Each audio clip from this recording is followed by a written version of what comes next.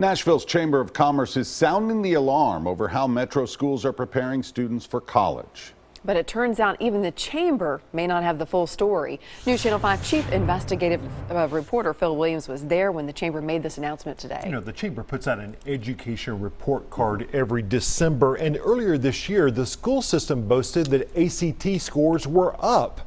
But the chamber says when it comes to college readiness, there's really not much to brag about. It's become a Nashville Chamber of Commerce tradition, a coffee-fueled gathering of the city's movers and shakers. Welcome to the Nashville Area Chamber's presentation of the 2015 Education Report Card to discuss the state of metro schools. Too few MNPS students are college ready, according to their performance on the ACT.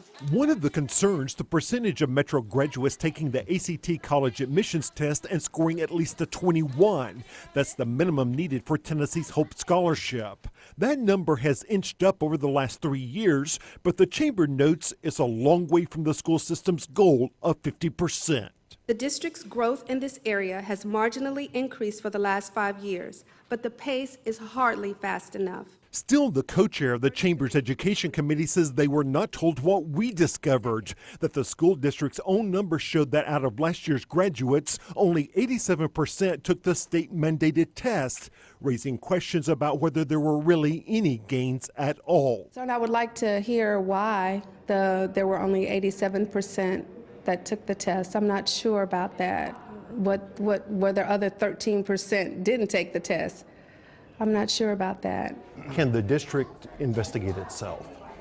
I believe the district can investigate itself. Meanwhile, interim schools director Chris Henson told us his team is making progress on reviewing questions raised by our investigation, including allegations of low-performing students being pulled from critical classes, allegedly to boost the school's test scores. There are some areas where we've got some questions, and we're continuing to work through those questions as it relates to those particular isolated incidents. As to whether the district can be trusted to tell the truth about whether it's been telling the truth, Henson said his staff will also be working with the State Department of Education.